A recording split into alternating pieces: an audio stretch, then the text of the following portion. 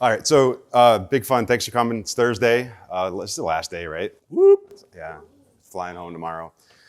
So Joe and I both submitted independent sessions to PowerShell Summit this year, and then we realized that, and then the committee was like, hey, would you guys like to do this together? And we're like, yeah, let's do it together. So here we are. So basically, we kind of have two, not really independent sessions. We built them together, but one feeds into the other conceptually. So I'll talk about like some fundamentals and things like that, and then Joe will kind of bring it home with the kind of the bigger picture, how you do this more practically.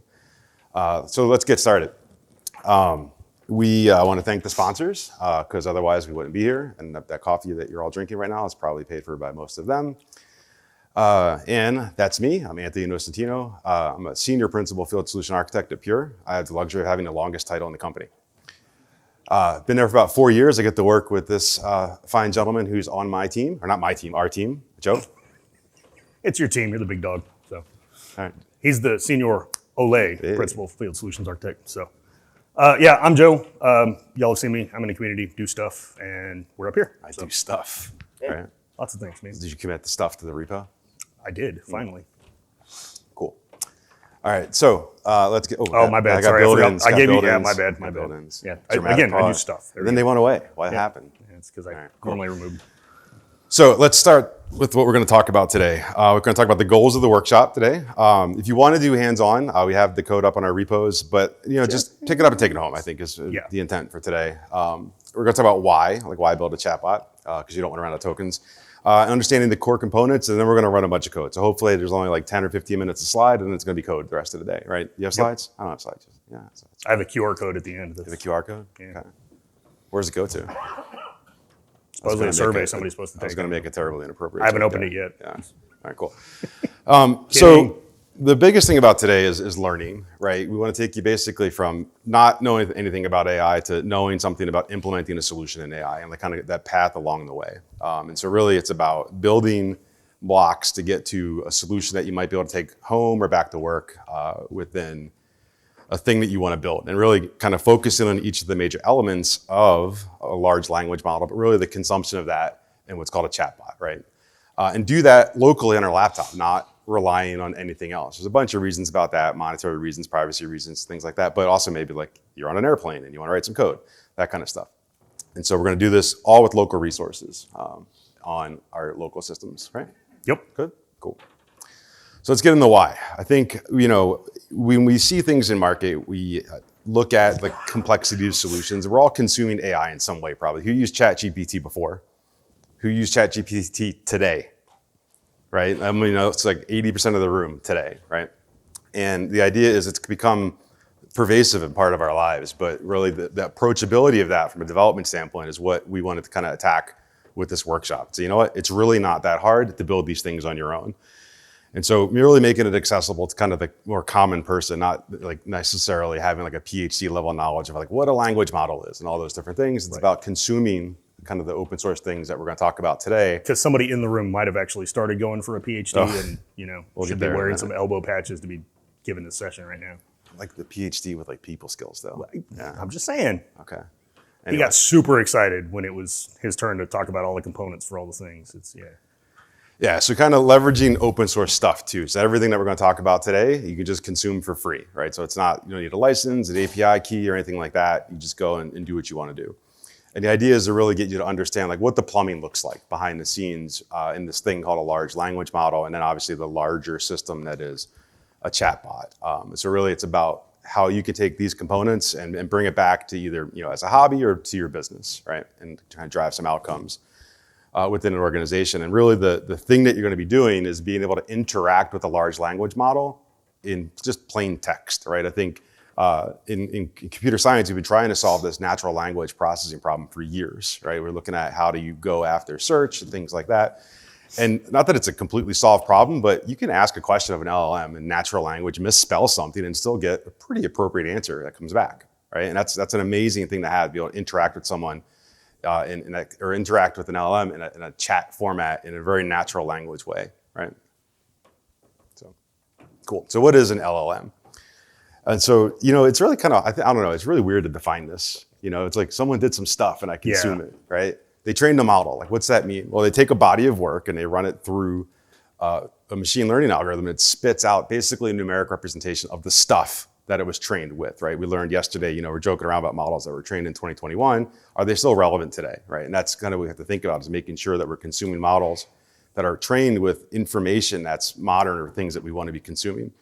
One of the troubles I've had with LLMs in the beginning, when I got a little snarky or bullish about using them in what I do, is having them generate code for me, right? I was working on a project that was moving forward very fast, DBA tools, and I'm like, hey, can you generate this code for me? It just starts making things up and like giving me answers that I think that I want, right? It's like I'm married.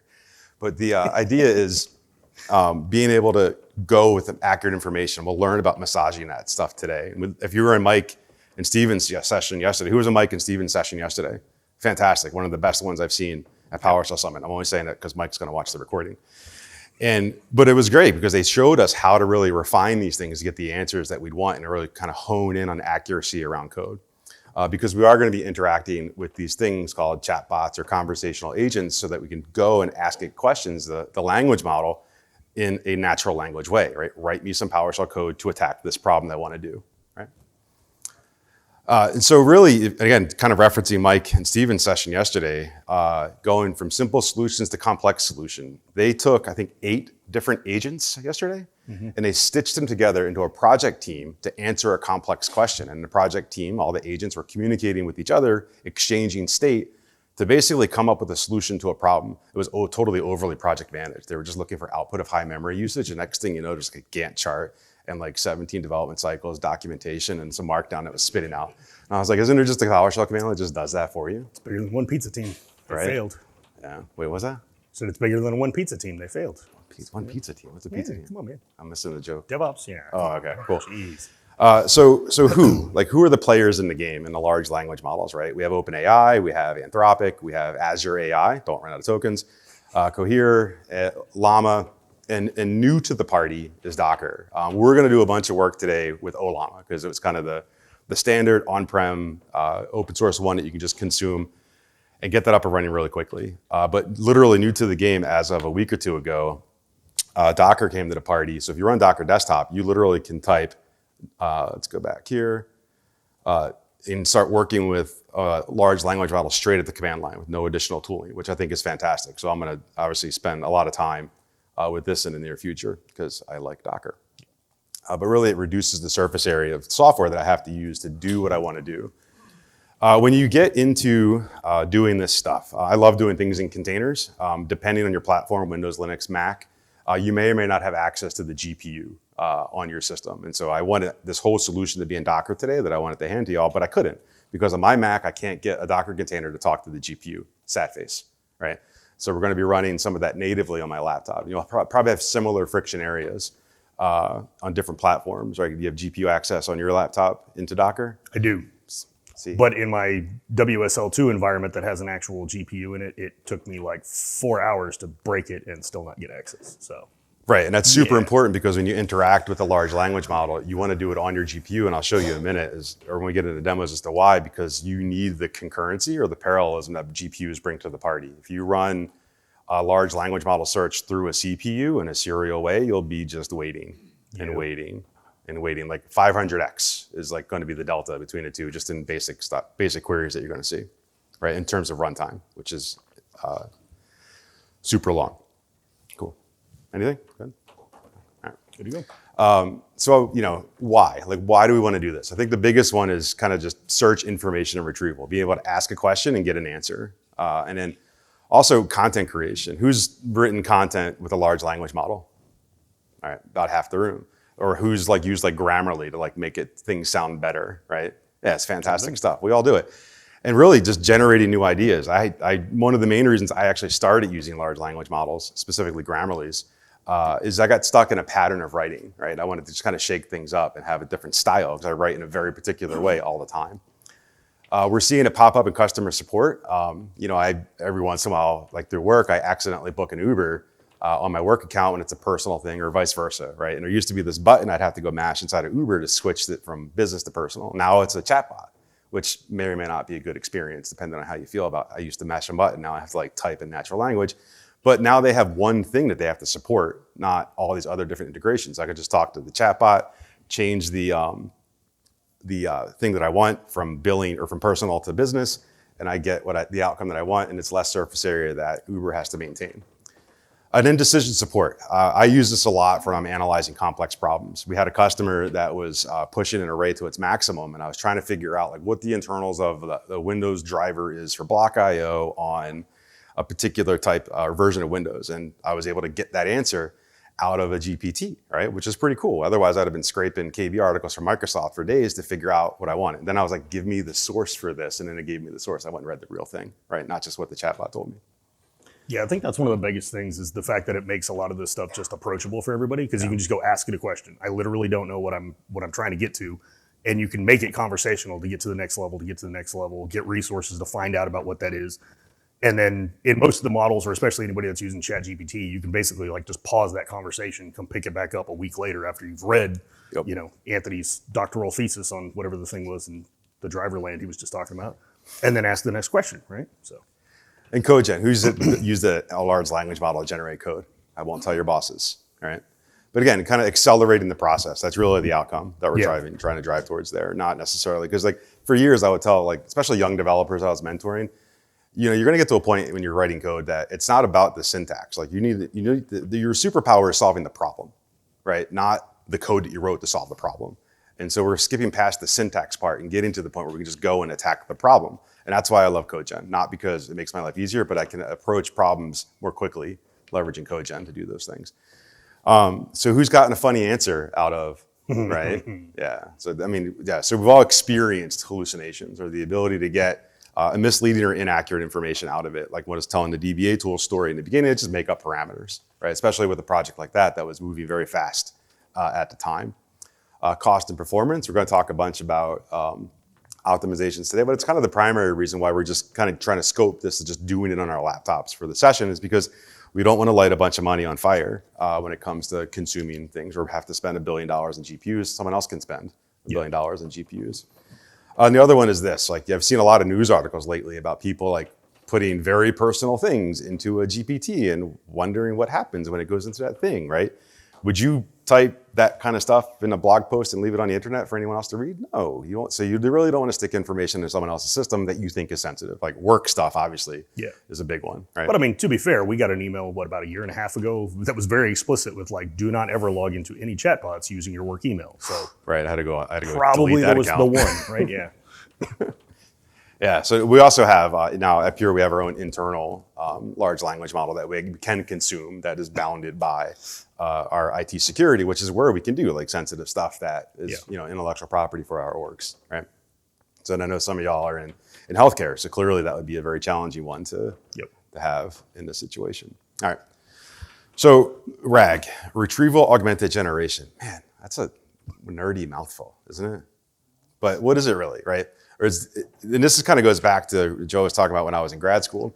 15 years ago, I worked on the same exact problem. It's called information retrieval, right? Now it's been rebranded as AI, but information retrieval is being able to search a body of stuff and come up with an accurate answer. And so that's what we did 15 years ago, but now we're using the same techniques. We're going to talk about vectors and cosine similarity, and we're going to talk about GPUs. And this is all stuff that was baked 15 years ago, but I think the application became very much so real in 22 when large language models popped out versus what it was 15 years ago when we were looking at text and things like that in the binary format way that you'd expect it to be in ASCII, docs, things like that. And so this idea behind information retrieval allows us to do this thing called similarity search. I have a question I want to ask, kind of a large language model, and I'm able to find these things in this large volume of data to answer the question in a relatively fast amount of time. We're going to see what that looks like from a performance standpoint in a few minutes. But the idea is that I have this context or this thing that I want to ask a language model to do, and it's going to maybe give me an accurate answer, right? Accurate is going to be defined on what the outcome we actually see. And again, allowing us to do things quicker. Quicker? What's quicker mean? I don't know. I need more coffee. Time zones. But again, I really want to focus on the fact that this whole thing is about allowing us to accelerate access to information or even domain-specific knowledge, right? If we took Gail's brain and stuck it in a DSC chat GPT, we're going to get some pretty good answers, right? Very accurate answers. And that's Maybe really some what spicy answers. And spicy answers. That's what we're really going to look for. And so for years, we've gone over these things about how do we handle large scale information. And I think we've gotten to the point where we can attack this problem. Like who had like an enterprise search platform like 20 years ago right? Was it great? It was SharePoint. So, right. Yeah. Yeah. And compare that to just what you can do with the ChatGPT or other large language model in an org. You can get access to real information quickly. It's starting to become my go-to for our internal stuff that we're using at work about how I discover answers to complex problems. So I think enterprise search is a massive application there. Good. Now it's super helpful when you don't have to think about the context of everything. Again, just digging straight into the problem and like, what is the subject matter or what is the information that I'm looking for, regardless of where it could be found, and just dwindling that down to like, here's the bit of information that I'm looking for, and oh, this other thing might also be relevant to you, and getting all those search results pretty much immediately. Yes.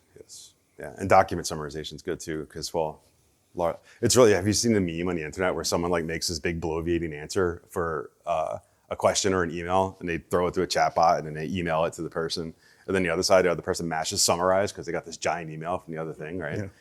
Yeah, think of all the electrons that were involved in that. Jeez. All right, so a foundational element of what we're going to be doing today is this thing called a vector, right? And a vector is quite literally a multi-dimensional array, right? You're all nerdy enough to know what a multi-dimensional array is, right? With the finger push, just right. So totally.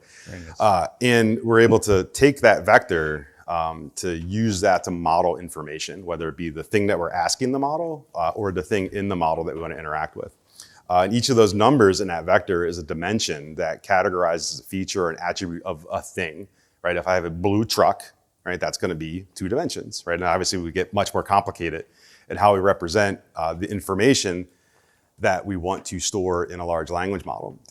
And so in the end, we have to turn text, images, the things that we want to do as users into numbers, because we're going to throw it into a GPU to let it do some math and give us an answer, right? Because we can't really ask it. We're taking the concept of context and turning it literally into numbers so that we can do that on a system. And leveraging mathematical comparisons, things like cosine similarity, Euclidean search, and dot product to be able to take vectors and find the ones that are basically physically adjacent in this X and Y coordinate plane. Physically adjacent is a fancy way to say really similar, which means then contextually the thing that I'm looking for and the thing that's in a large language model are similar, and I found the answer, right? Cool. All right. So who's heard of the term embedding before? All right, about half of y'all. So an embedding is the same thing. It's a vector that represents some data, most likely a thing that I want out of a system, right? I want to go and generate an embedding or for a query that I typed into a chatbot or to a set of data that I want to be able to access very quickly. And so we're going to convert those inputs, no matter it's text, images, audio, into a set of vectors and use that to interface with the large language model. And what that allows us to do is to capture the intent or the meaning, semantic way of what I want to do, right? To grabbing, if I want to find a blue truck in, Mississippi or something like that, that's what I would type in. It would turn into a embedding, which then would search the model mathematically to find blue trucks in Mississippi. And so we can leverage that to do semantic search, clustering algorithms to find similarity, or classification of objects, right? Cool. And then we'll just use the large language model to create the embedding as well. Just, hey, large language model, generate the embedding for the queries that I want to run and give them back to me, right? And we're going to do this in code in a few minutes. Cool. Anything, Joe? Good? No? Just trying to keep up.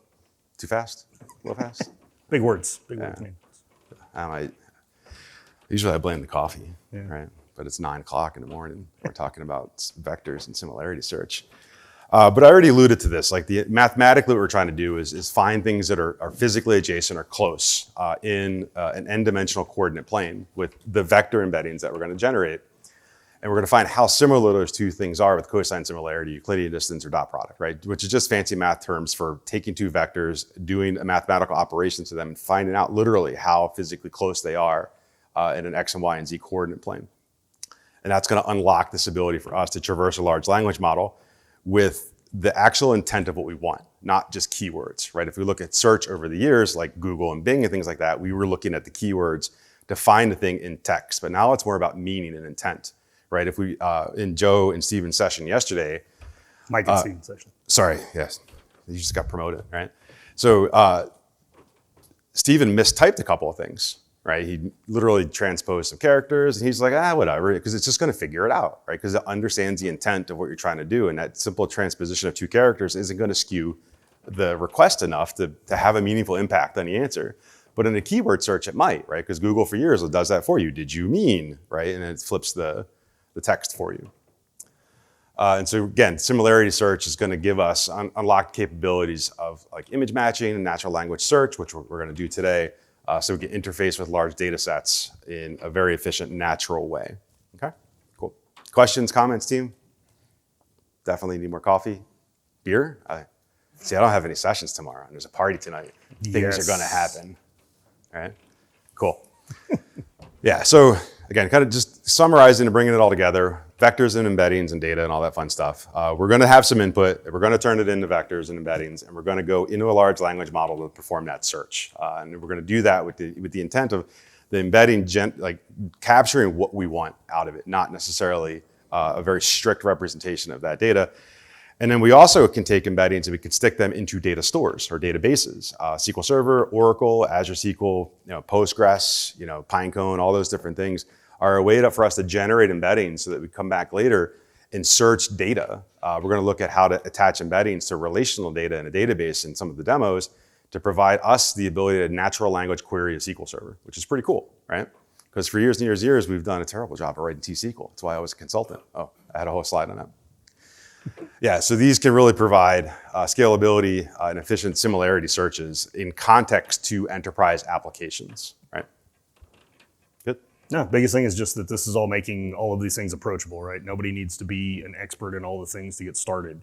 It's not as hard of a lift to get in and get context of what it is you're jumping into. Yeah, 1,000%. When I was doing this in grad school, I had to learn CUDA drivers. I had to go buy a new GPU. The plumbing was all there, but now that surface area is paved over, and we're just consuming APIs.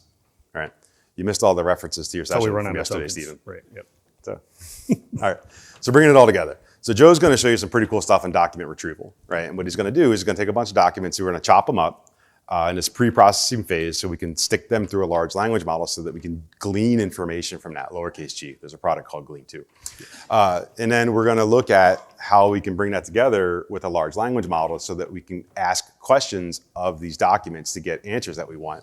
And the way that we're going to ask questions is we're going to generate embeddings and go and grab that chunked data to consume that data and bump it up against an API to get an answer. And you're going to be surprised how simple this is. And then we're going to take, on my side of the fence, I'm going to take some of the generated embeddings that we're going to work with and interface with a database server in that sense. But one of the cool parts about this, and I'm really excited when SQL Server comes to market with this later this year, is to combine both, right? I can take this large language model search that we have with vector data types and combine that with just a where clause that says, where products in stock, find red coats that are extra large, right? And we can do these things in natural language chat now, but combine it with traditional relational searches. Cool. All right, that was a lot longer on the slides than I thought. I'm so sorry about that, but we'll get into some code. Cool.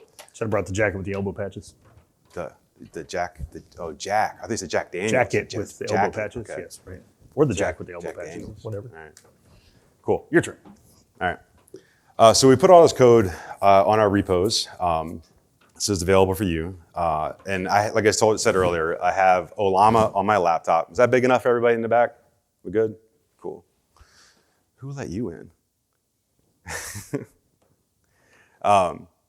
And I talked about the reasons why I'm running Ollama locally on my laptop, not in a container, because I want access to the GPU. And if you want to install Ollama, it's any one of these different URLs based on the platform that you're working with. Let's see, and I always mess this up. So Ollama just runs as an HTTP server. Of course, it's already in use, Anthony. Boom. Let's reset that. That's just proof that I practiced my demos this morning. So let's go ahead and kick up the Ollama server running locally on my laptop. Just listens over HTTP. And you can see in here, the Ollama host is running on port 11434. So we'll be hitting that port for the API. You can interact with this large language model on your laptop by just going into a CLI that says with Ollama run, and I specify the model that I want to interact with. I'm kind of jumping ahead a little bit because I'm interfacing with the model. We'll talk about where I got this model from in a few seconds. You see a bunch of cool nerdy stuff fly by when I kicked up the Llama Run command to interact with this model. You can see I have a CLI at the bottom here that I can ask questions of. Going back up a little higher, this is the important part, is you can see it identified my GPU for me automatically, right? So that's going to be the performance optimization that you pretty much have to be able to interface with a large language model in a normal amount of time. Like if this like serializes onto your GPU, you're going to go like make a cup of coffee, maybe a dinner, learn how to like make a cake or something like that. By the time it was able to answer the simplest of queries in your system. So make sure that you have a GPU that support it to do that work. And so let's go ahead and ask this thing a question. So who invented PowerShell and why? So just natural language, be able to ask a question in a large language model, and it's going to give me an answer that may or may not be accurate. I've asked this question a bunch of different times, and I get different answers out of this because I haven't done any work about massaging the system in a way that I can give it some context about what I really want, right? It's just bang. Who invented PowerShell and why? And so we get this nice verbose answer about that, and it loves to use Markdown as well. So, all right, so that wraps up. And let's go ahead and exit out of this. But what I do want to show you is while that was running, what happened to my GPU. This is on my Mac. I use a thing called iStat menu bar. And you can see that simple question set my GPU to 100% for about 30 or 40 seconds, which is a good thing. Like you don't want a GPU that's not working hard because then you're just wasting resources. But it took that question, parallelized it, ran it through the GPU, and gave me an answer. The very first time I did this, I was like, wow, imagine that at scale, right? With people with thousands of GPUs, what's really happening inside of an enterprise data center. And then the power consumption that goes along with that. So you also see I hit an API endpoint. We see I posted against /API/chat for that simple question that I asked it at the command line. But we don't want to come to market with an enterprise solution by asking users to type Llama and then ask it a question. So we're going to talk about how we interface with those endpoints in a few minutes. But other commands that you're probably going to be interested in as you get started on your journey with a large language model on your laptop, here at Llama PS, just listing out the loaded models that are on this particular system. I can list out all the models that are downloaded on this system by using list, and you can tell they're pretty voluminous in size, like 5 gigs, 4 gigs, 274 megs. So based on what the model is trained on is going to be the size of that. Another thing I do want to call out is the time it took when it was reading it. It's not as dramatic in its visualization here, but you can see for a second there, it was driving my disk I/O pretty hard as it pulled that model off a disk and loaded it into memory. So again, just think about how those resources float around inside the system. When you want to get access to a model, it kind of uses a paradigm very similar to Docker in the sense that I can pull a model from a repository. And so here I just did an Llama pull for this particular model that we've already been interacting with. But the last thing I wanted to do is rely on conference Wi-Fi to pull down 4.9 gigs in front of you folks. So I did this earlier, right? No offense to the conference Wi-Fi folks, but we all know. And then I can go ahead and pull other models as well in a similar fashion. You can see it very much so uses a similar technique to Docker with manifests and layers to get access to the information. Cool. Now, we also have emojis, apparently, keyboard shortcut there. The ability to ask the model like what it really consists of, right? And so we have the model architecture parameters and all these different things. And not to get too nerdy about which one of these facets means, but it really describes how the model is built and how it can be exposed and consumed by you, right? And so if we're looking at things like embedding vector lengths, we know lengths, 4096. And so when I go and maybe I generate a vector and stick that in a database, I need to know the length of that embedding that's going to be emitted from the system. And so that's a good way to discover that there. Cool. So I have a bunch of text in here if you want to kind of dig into each one of these individual facets, but I really want to focus on interacting with the API now. And so this is going to be the most PowerShell I've ever had at PowerShell Summit. When you get into the next slide, you're all going to be so impressed at this. But first, we're not going to do any PowerShell. We're going to interact with the API using curl. And like I said, it's going to run on localhost 11.434, and I'm going to ask it to generate an answer for the response of who invented PowerShell and why, right? So the thing that we just did a few seconds ago, we're going to do it over the API, and I have to specify two things I want to interact with this endpoint is the model and the prompt, right? So what model I want to talk to and what question I want to ask it, and now bang, I start to get an answer in this streaming output way. right? We've all seen that, like when we're consuming information from a GPT, it generally kind of comes in a streaming format, and here you can see the reasons why behind the scenes. And so I'm getting a JSON object that tells me the model, when it was created, it gives me the answer. We can see done is false, so I can consume that streaming output, and then when it's done, it tells me that it's actually done. Done is true. And then I get another JSON object that's got a boatload of things inside of it that tells me some information about the request that I sent, right? And so you can use that in your application for things like reusing the context, which is this large vector here, to potentially embed that somewhere in an application, because then you have the vector encoding of this answer, right?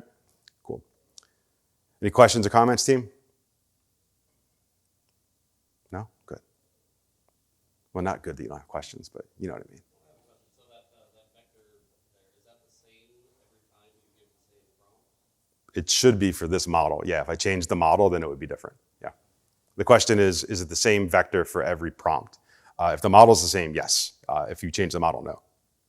So, yo. If you ask, let's say you ask 2, 3 more questions and then we ask the same question, the context will be different, right? Yes, and we're going to cover that in the next demo. Did you you clearly looked at the code. All right, last question, go. So even if you change like the temperature on the model, ask it the same question, gives you a different answer, context won't be different? All right, Joe, do you know the answer to that one? Change the temperature amount. I don't know the answer to that one.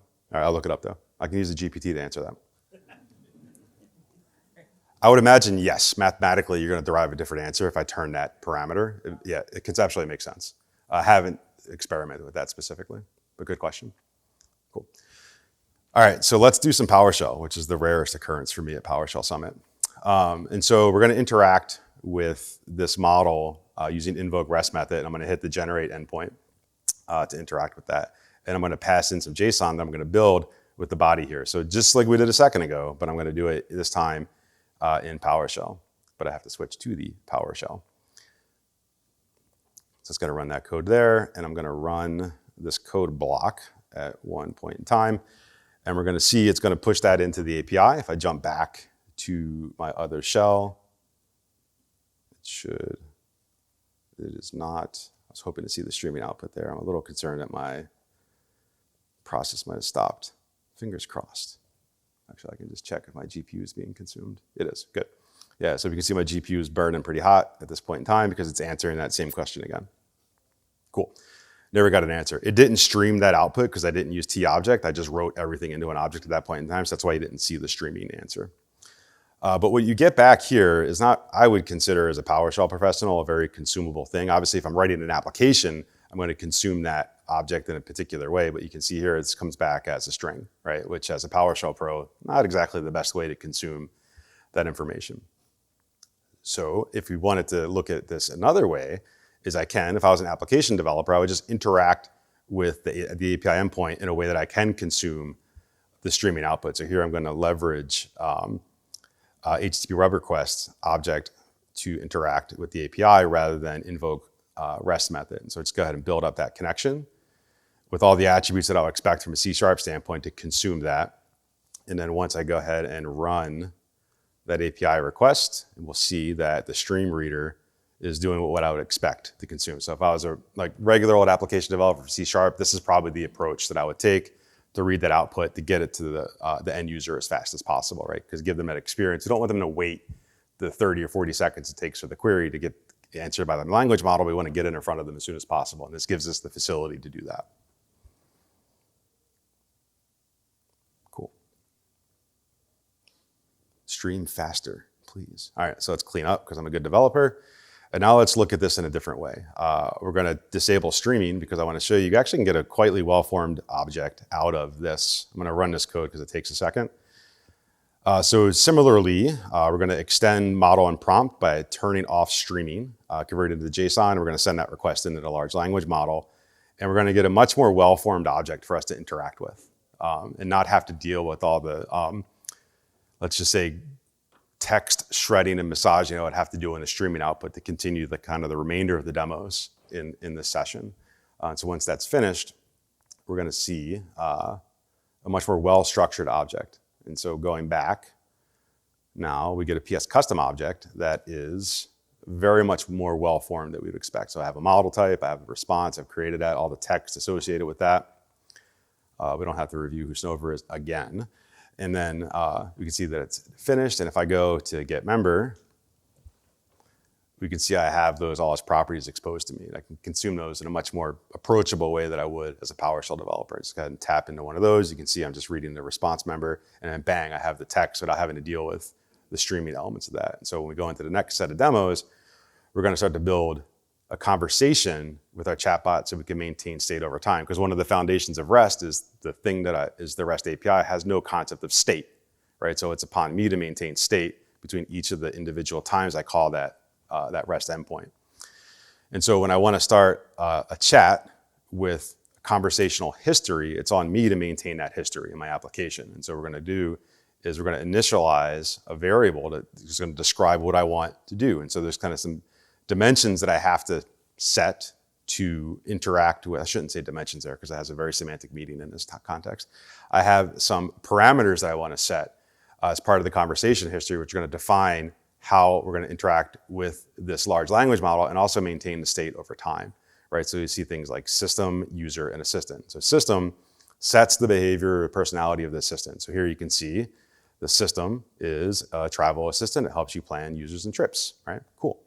The user is the first prompt that's going to come along. So I'm going to prime the pump and say, I want to plan the trip to Italy for 6 days in the summer. Can you help me? Cool. So I take all that code, throw that into a data structure there, and then I pass that into the API. And so I have streaming turned off, and I have messages equals the conversation history. So we're just priming the pump. Hey, you're a travel assistant, going to help me plan a trip to Italy. And I'm going to follow up, or it's going to follow up with me and say, you know what, I have some questions to ask you on how to refine this trip that you want to book to Italy. Cool. So let's look at what it responded with. So here we can see we have the conversation history kicking off. Italy is a wonderful destination. Happy to help you book your trip, right? No one's paying attention to me now because you're all looking for trips to Italy, right? Cool. Yeah, so it kind of gives some parameters and things that it wants to know about what I want to do. Do I want to go to Rome and Amalfi? Do I want to go to Florence or Tuscany? All those different places that we could go, right? And what are your budget considerations? I have no budget. I just have this credit card. Let's go. And now we've primed the pump. And what I want to do is continue the conversation history. So I'm going to take the previous variable, I'm going to append some additional information to it, right? So the assistant is the response from the first API call, right? So I have that context in this variable here, and I'm going to take that content and stick that into the conversation. And then I'm going to extend that with, hey, I want to go in June. I like to go to museums. I want to try food. I like to have some wine, and I have to go to a Salumeria in Rome, right? That's the plan. And so let's go ahead and run this code here and get that into our API. Let's go run that. And so now it's going to take that first prompt, the second prompt, feed it back in, and it's going to derive an answer for me. And so this is the idea of building a history over time against an API that's generally going to be stateless. Now, the other thing that you'll notice, this just gets awkward when you're doing live demos, that things will take longer than you expect. And as the conversation gets more in depth, it's going to take longer as well. We'll talk about how to manage that in a second here at the end. Cool.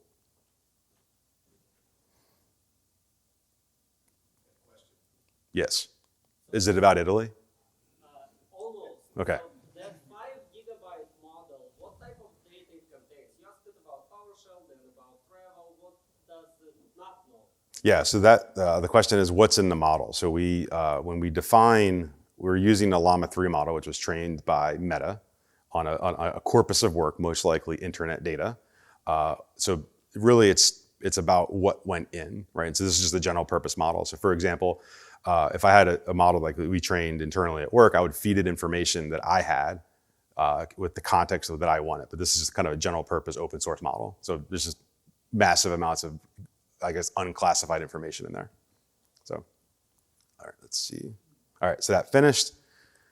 Let's go ahead and check out our output here. And so you can see I have a pretty cool itinerary. I fed back the conversation history in. I have a 6-day itinerary now that describes where we're going to go. We're going to go to Tuscany. We're going to go to Rome. Let's see. It actually has my Salumeria experience, right? I want to go to Salumeria Roscioli, which is a fantastic place. But I have a better recommendation, me. which we can talk to afterwards. So let's go ahead and run. I'm going to jump ahead. I have one more call into the API to kind of change the trip a little bit, but I'm running a little bit long on time. But I do want to do the last one because I think it's really darn funny and I have to.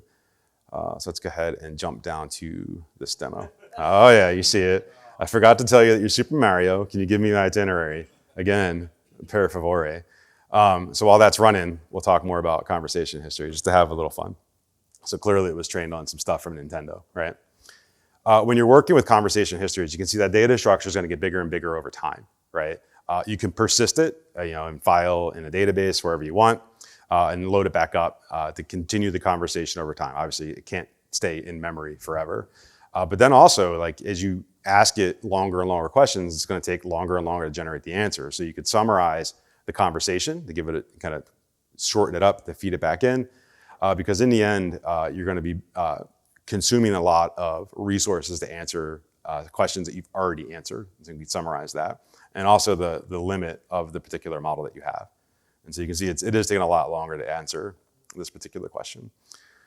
And so there, yeah, we can see, we have some commentary about Princess Peach. We're gonna get lost in a cellar, things like that. So it's a me, right? It's a part of the fun. Cool. So big fun there. All right. So that's conversation history, being able to maintain that over time. One of the things I'm really excited about large language models is interfacing with databases. I've been a database pro for a long time. I don't want to say out loud anymore because I have lots of gray hair. Yeah, but what I can do now is I can ask a database a question in natural language and get a really accurate answer. And so we're going to take this concept of embeddings and explore that further and show you how to put those inside of a database. And so, I'm going to switch language models now to a much more limited language model that is text driven. So it doesn't have the depth of the Llama one or the Llama 3.1 model that we were just working with. And I'm going to ask it to generate embeddings for the prompt that I have here. So I'm going to hit a different endpoint, because what it's not going to do is it's not going to search the large language model at this point in time. It's just going to generate the vector representation of the thing that I want, right? And so here we can see the output of the API gives me the multidimensional array for the prompt of who invented PowerShell and why. Now I can take that thing and I can stick it in a database, and I can come back later and then take that embedding and ask the large language model a question at that point in time. All right, we're going to see that now. So I have a bunch of code here. This is actually in Azure SQL Database because I wanted to use the database that had a vector data store that was easy to get to. I have a file in the downloads here to set all of this up for you. It's 0setup.ps1 if you want to do it in Azure SQL DB. And we're just going to go ahead and get a reference to our SQL database. I'm going to add this IP address on this laptop here because I just changed Wi-Fi's to interface with that server. And then I'm going to connect to that instance using DBA tools. If you're not familiar with DBA tools, it's an open source project to interface and manage SQL servers. And so what we're going to do first is I have a dummy database out there, and I'm going to add a vector data type. So notice how I talked about the embeddings earlier, and I needed to know the size of the embedding. That means something here. So this particular model has 768 dimensions on its embeddings, so that has to match there. Okay, and then chunk is going to be the text that I want to generate the embedding on, and I'll mean a lot more in a second because I'm going to take some relational data, concatenate that together, and have the string that represents the thing that I want to build the embedding on. Okay, so I added that table. And when I just said concatenate all those fancy things, what I meant is I'm going to take the name, I'm going to take the color, the product name again, and the description, and have that be one fixed length, or not one fixed length, but one long string, right? Because in a relational database, all of those things are going to be discrete columns. And I'm going to take all that, munch it together, because I'm going to build an embedding on that text representation. So let's go ahead and look at what that means. And don't worry about the SQL query part of this. We're just going to look at some data. So if I go and I crack that open, you can see what I mean now. I took a bunch of columns and I concatenated that string together because I'm going to build an embedding on this representation. How many columns do I need to use? I don't know. It just depends on how many columns represent the semantic meaning of what you want to search the database for. In this case, it was that collection of columns. Cool. So let's break out of here. And what I'm going to do now is for each row, I'm going to build a request, right, against the model, and I'm going to take the chunk, which is the string representation of the stuff that I have, and I'm going to feed that into the embedding endpoint and generate a bunch of embeddings. And so that's going to rip over that data set. And it's not searching the LLM, it's just making the embedding for the thing that I want, and it's going to give me that data back in this DT data structure here. See, it already finished. So now if I go and I ask that data structure just to output the console, you can see I have a bunch of embeddings now. On the right-hand side, it ran off the screen. I also have the output of the actual text. If I had a bigger monitor, you'd see it. Just VS Code truncated that off. One of my favorite DBA tools commandlets now is I can just take that table and write it back into the database engine. Rather than doing this iteratively, line by line, hitting a SQL database over the internet a couple thousand times wouldn't perform great. So this takes the entire data set and uploads it. Cannot establish connection, client IP. Did my IP address like literally just change? Did that what just happened? It's not the one that... Yeah, it's not the one. Yeah. All right. 6. Hold on. All right, cool. Guess what I did? I recorded my demos. Here we are. All right. So let's get back into here. We'll go. Do what? I was told if the demo didn't work, I didn't interpret. Right, but yeah. All right, so let's finish this up. We did, all right, there we add the table, query, size, generate embeddings, work out the GPU. Okay, cool. What I want to call out is this. I'm generating the embeddings on my local language model or my local LLM here. In SQLDB specifically, I could just hit an OpenAI endpoint, right? And I don't have to do this gymnastics of bringing it local and shipping it back. But I did that just from a demonstration standpoint to show you how we can consume a local model and not have to do it in OpenAI. So yeah, there's the embeddings there. So let's go ahead.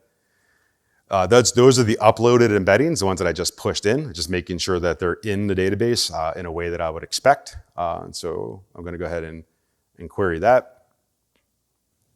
Is that readable, Matt? We're good? Okay. Yeah, so there you can see the embeddings are in the database now. Now I'm going to take those embeddings and write them back into the products table.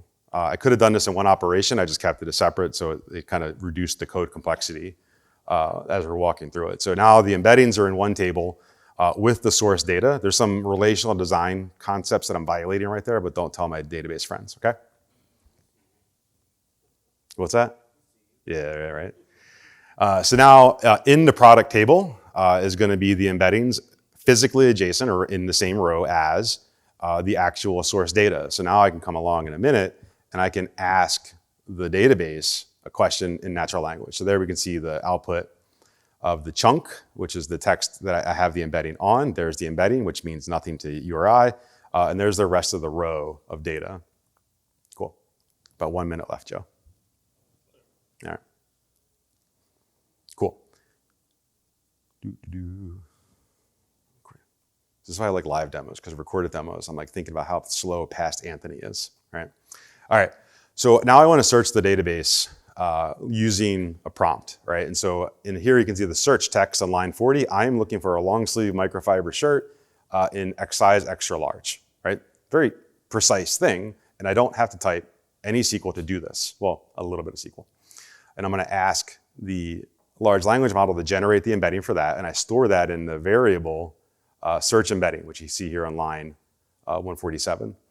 So now in SQL Server, they've added a vector distance function for me to call in code. And so there I'm declaring a vector data type of 768. I'm feeding in the search embedding that I just generated. It took me a long time to figure out where to put those backticks, but that's a different conversation. So select top 10, vector distance. The search algorithm that I'm using is going to be cosine similarity. There's the vector parameter that I passed in, and I'm going to compare that to all the embeddings in the table. And then it's going to bubble up. This thing that's called distance. And so let's look at the output of that. The only reason this is taking that long is it's going over the internet. My database server is not that slow. Don't shame my SQL database.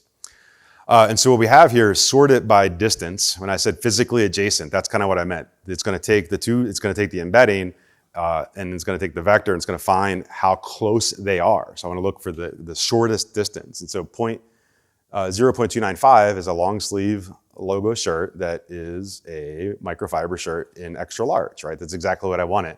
And I was able to get that answer in an interactive way. I could combine this with other relational search and just say where in stock equals 1, right? To get that same answer, but my users can type that query in a very natural way. So big fun there. All right, so that's a wrap from my side of the fence. Any questions or comments for me before I hand it over to Joe? Caching? What's that? Is there caching involved? Is there caching involved? So here's the question, is the database engine caching that answer? Is that what you're asking me? Yes. Yeah, so in SQL Server's implementation of vector, it's much like column store, where that the data that's read off disk will be in the buffer pool.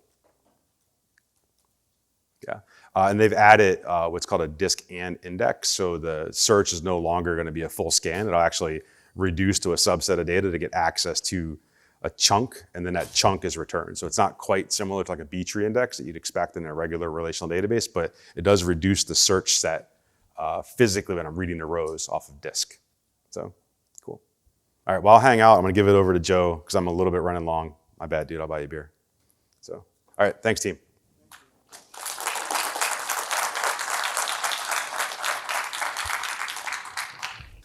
All right, y'all. So yeah, my portion of this demo is significantly less math and elbow patchy stuff.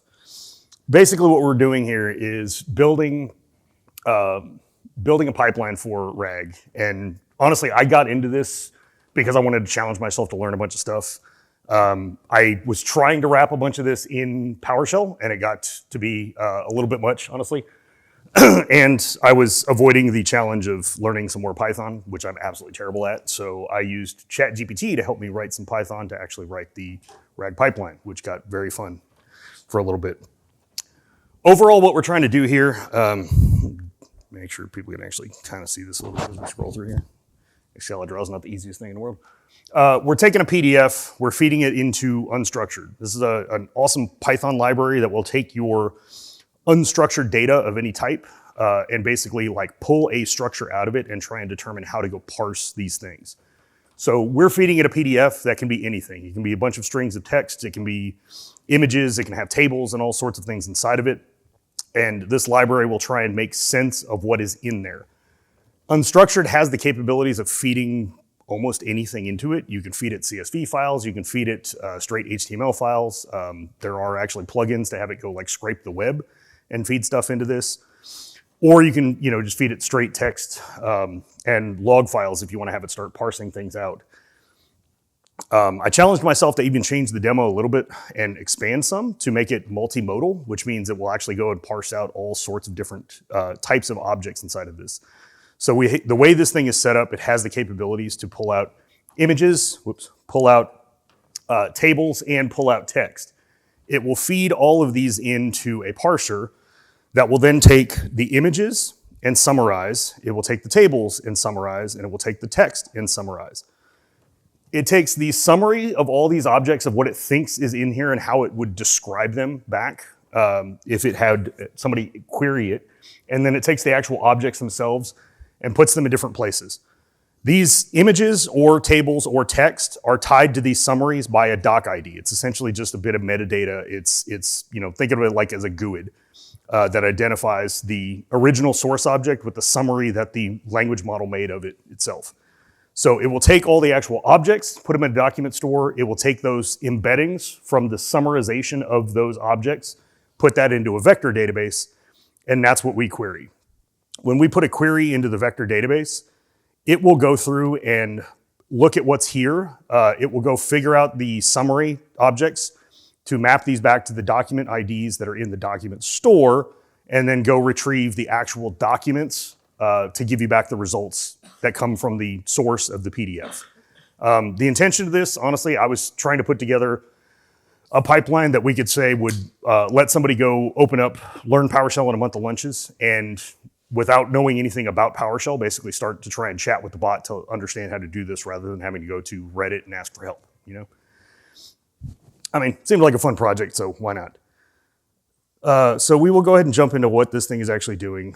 There's a bit of setup in here. It's just, like honestly having a couple of app packages and having a bunch of Python bits that are here. I did go through, and in this one, I actually started with the MVP program book of engagement. So all the expectations for existing and current and future MVPs, because it was a little bit smaller of a document. When I went through and actually did this for the PowerShell doc, I'll just show this at least. Like it works. It's fantastic for searching and everything. But again, with having no GPU acceleration on this, just doing it with a dummy Linux VM, when I went to go grab this document, which is, here, I'll tell you what, we will go ahead and look at, oops, wrong library. It's so many versions of this thing. Here, my damn downloads, content PDFs. That's about a 15 meg doc, and it is 359 pages for the original PDF. When it went through and parsed that with no GPU acceleration, it took a long time. It was, get up to the section. Yeah, parsing that PDF was 26 minutes. Not super fantastic. There are ways you can also do this with not even just a multimodal, but kind of like a multi-node pipeline for this.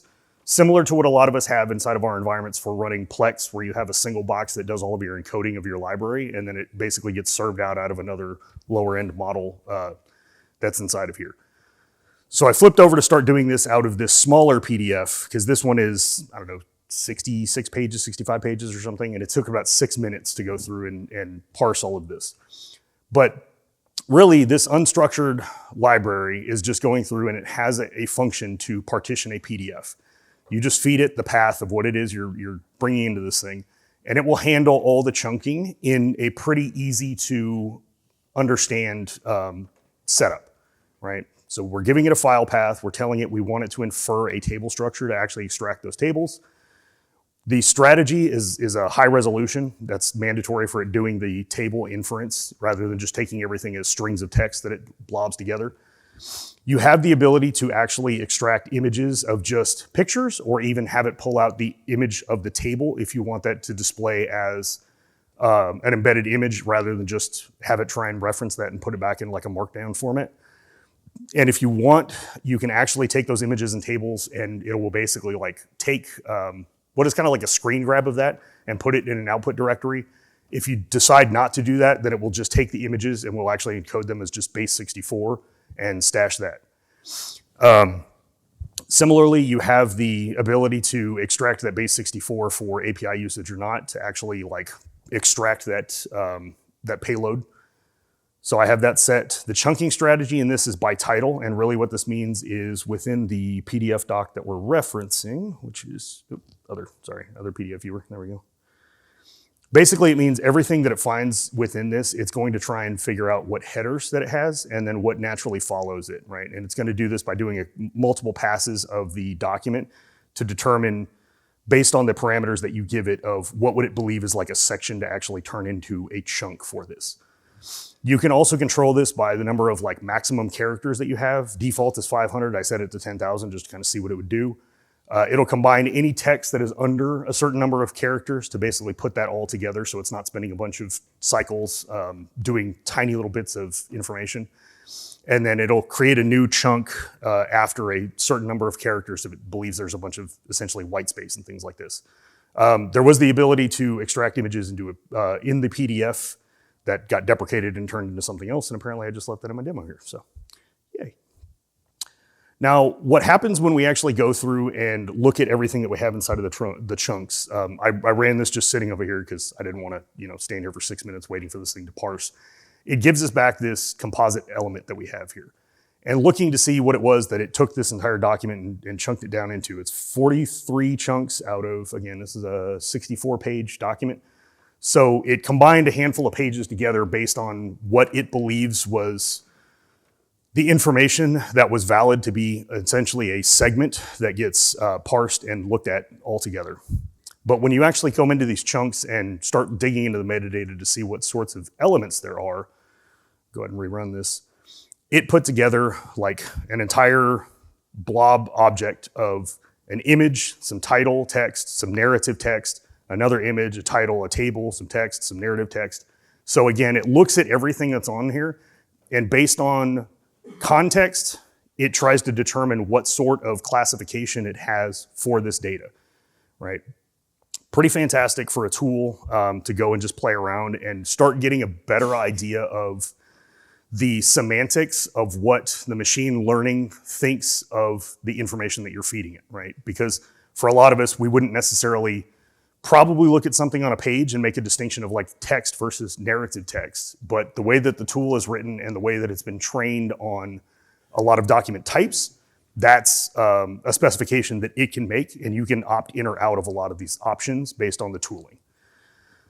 So when it goes through and looks at this, because I have the extract image block to payload, I go look at the element itself and it says, okay, this image that I'm sitting here and I'm looking at has a type of image. Here's the element ID that it has. Here are actual coordinates that it has within a document.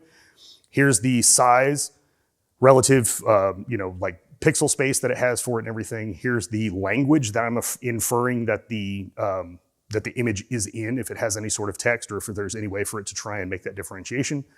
And then it gives you the page number of the original document it was found on and the base 64 code for what the image is and like the MIME type that it codes it to. So when we come and look at some of the tables and put them out as a dictionary object as well, gives us the information. Here's a table. Here's a different element ID for that table information. Here's the text of what it was. So it actually created a table out of where it starts with AI here. So it was looking at this, right? And able to determine that all these extra spaces that were, line objects on a PDF that when you try and convert them to something like Markdown or something, turn into a bunch of dashes or dots. It's able to parse that out and say, okay, this I believe is actually a table. And it gives you similar specs for a lot of these things, right? What's the width, what's the height, what's the layout of all of this thing. It also does a fantastic job of being able to take all this input and put it out as HTML. So it becomes an object that if you want to, you can actually work with inside of a pipeline. We're working with Python here just because I forced myself to try and do this in Python rather than doing a bunch of wrapper PowerShell for it. And even though that would have been more difficult, it would have been the easier path for me to just not, insist on learning some Python. But I forced myself to, do the dirty and play around with this a little bit more. But it's pretty cool that you can, look at things like this and find out that there are tools that with understanding the components and understanding what they do, even though this is a pipeline that we're doing for querying of data that's inside of this in a chatbot, it really wouldn't be that different in the end to just have that be something that you can query via PowerShell and you have your PDFs as an object that you can query through command line, right? Pretty cool. There's a lot of different things you can do with this. And again, thinking about all this data being local, this is you being able to take anything that you have that you can export to PDF, anything that's inside of your document libraries, anything that you have that's inside of like case histories for support cases and things like that. Or if you can turn this model to just have a plugin that will go query the databases directly for a lot of these things. And if you know what that object schema is that you can program into this, then you can do essentially like live chats or timed queries to chunk all this data, do the embeddings, and then put it into your databases for you to query in the back end and not be hitting the production applications. And it gives you a lot more power to get information out of places where it might be stuck currently. So at this point, this will split the table into basically a single array of table versus text to try and do the parsing of what those element types are. Then it will go through and get all the chunks where it believes that there are images with base 64, right? And put all those into an individual array. And for any of you who actually do Python, I'm sure a bunch of this looks absolutely terrible, but like it works-ish, right? But seeing how the image looks, like I'm doing an import of a Python library for the base 64, I'm doing a decode of that object base 64 string that it comes back with, and even after it's been parsed and dumped in the database, I can pull that back out, right? So again, things that you can go through and query if you were looking for all objects of a specific type and don't know exactly where this thing is, you would be able to go determine information or find a particular image if you knew relatively what size the thing is in a document or things like that. Summarizing the data basically lets us take each type of the element in the PDF that was extracted, and then we vectorize all of that stuff, and then that's what's going to be used in that retrieval process. So we'll do a summary of the tables. I've already got everything imported here, but just double check.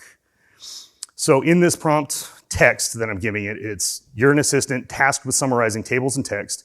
Give a concise summary of the table or text. Respond only with the summary, no additional comment. Oops, a typo. Do not start your message by saying, here is a summary or anything like that. Just give me the summary as it is.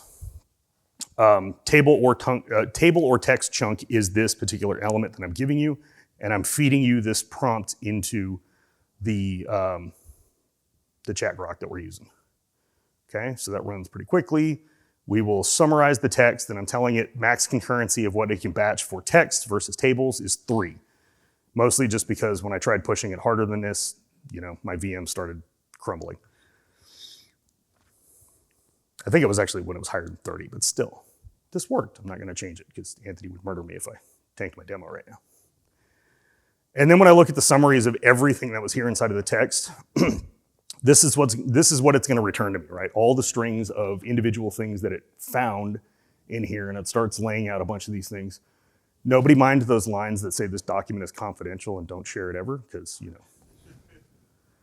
I'm not sharing the doc, I'm just doing a demo that shows how everybody can become MVPs, right? So now we do image summaries, right? Have everything in here. We will import, and basically this is gonna say, describe the image in detail. For context, the image is part of a research paper explaining transformers architectures because I want to see if I can just trick it into doing things that it's not actually about.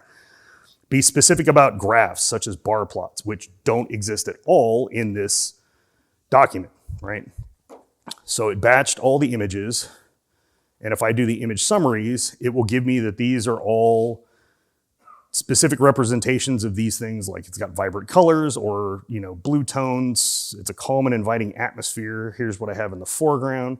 The second one, it says, I'm unable to describe or analyze the specific image that you provided as it doesn't align with the context of explaining the transformers architecture or include any detailed graphs or plots.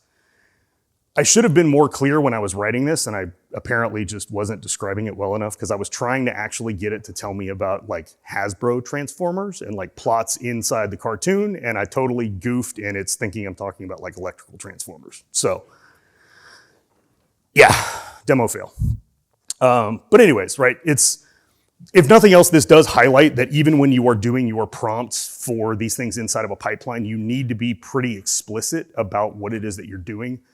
Talking to a lot of folks that have done things with AI, and especially people that have done things inside of a pipeline where this is gonna be regenerating or potentially doing multiple rounds of parsing this information, trying to get more context around it, and then parsing it again. I shouldn't really say we, because I've heard of this more than I've seen it myself.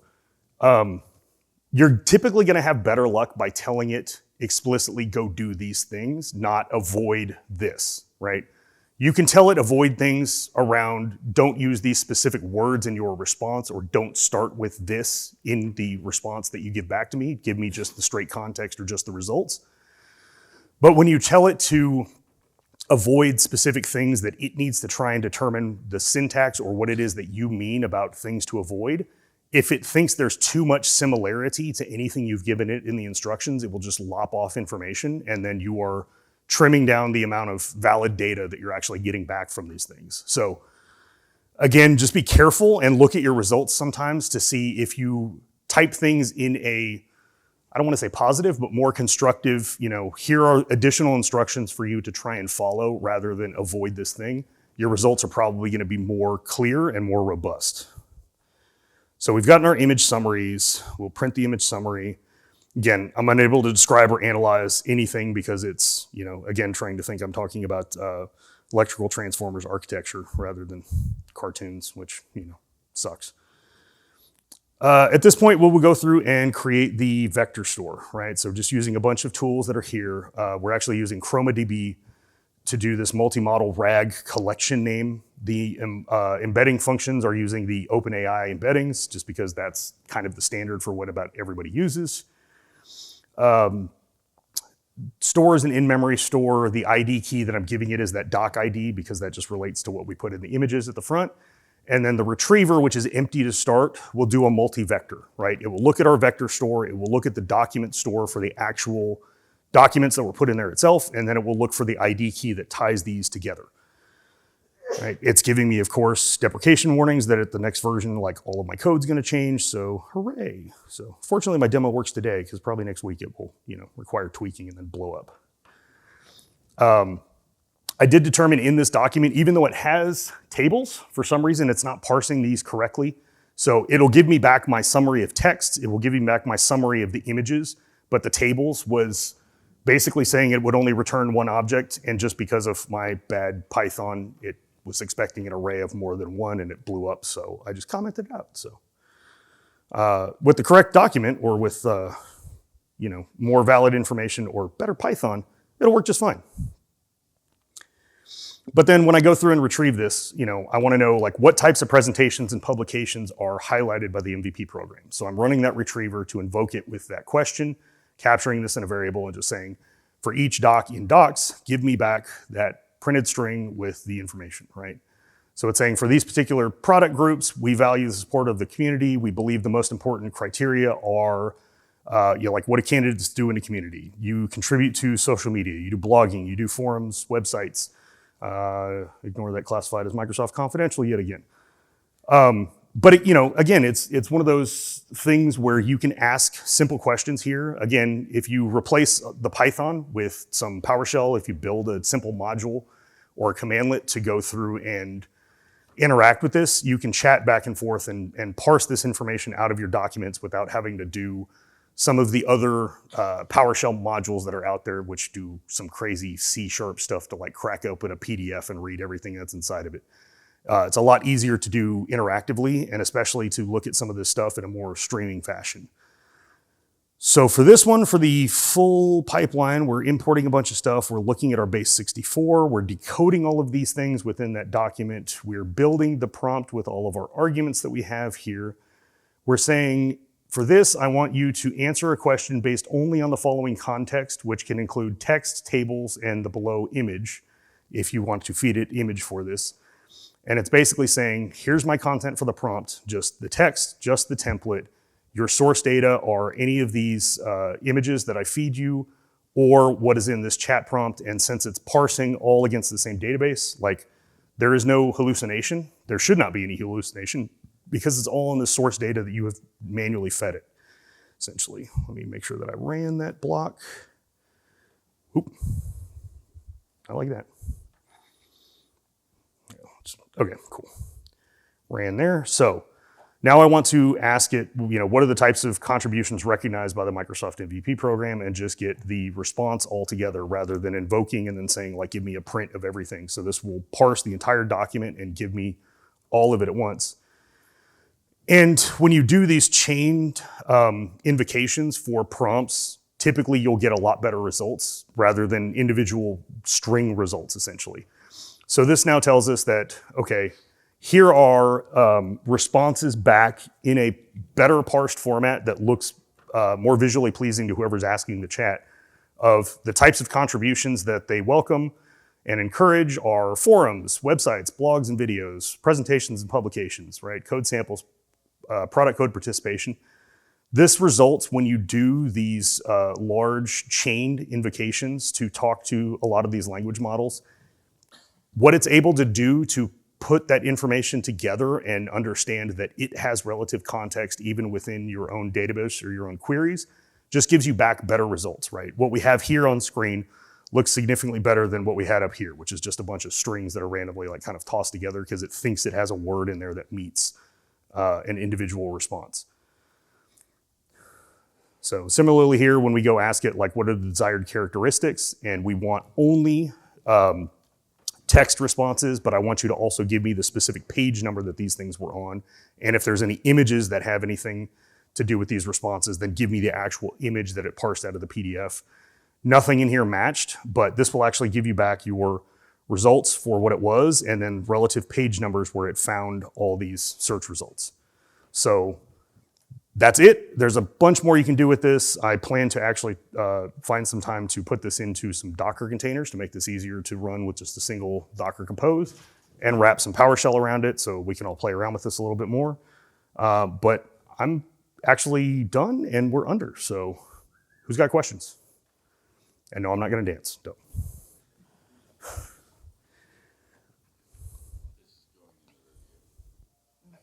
Fair. Here's your link. Joe didn't dance. I want to see that. I want to see that survey. So again, like we've talked about, especially internal to Pure, like when we had the Glean product that went through and like parsed everything, like it literally scraped through everything that exists inside of like our Google workspace. And it gives you context back of here's every document that meets your search query that you have access to, right? Things like that, or if you're trying to get inference data about like cases that you have inside of a support database or things like that, when you're doing massive injections of like point in time or quarterly or monthly loads of a bunch of data that typically you would pull out of like a SQL database or things like that, but you want people to get direct access to that data to chat with, that's where I would do something like training and having an adapter for it. This was intended to be basically a simple demo of like, here's some command line stuff where you can interact with like a single PDF without actually having to read through it. And again, if you also do this on something that has a GPU, like just not having that load time of 15 minutes for that 400-page long document, like you can actually query and ask like, how do I go run a specific commandlet, or what do I need to know about a thing? And it will summarize a chapter of information into a couple of lines of text to just save you the reading of it.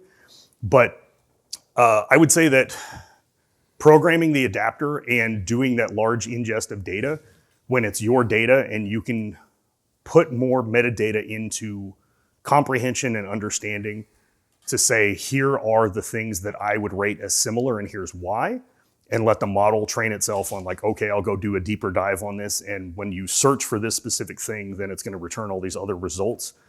That's a lot better because you have more information about your data than just a generic like PDF that somebody else wrote that you're trying to do like chat interaction with. So I would say if it's your data and if a simple query against a regular model is not giving you decent search results or not tying things together that you think should be rated as similar, that's when I would absolutely look into it. You do a crazy amount of like filtering and parsing of your prompts and everything to get it to like do what it's supposed to, the less parameters that it has inside of the model.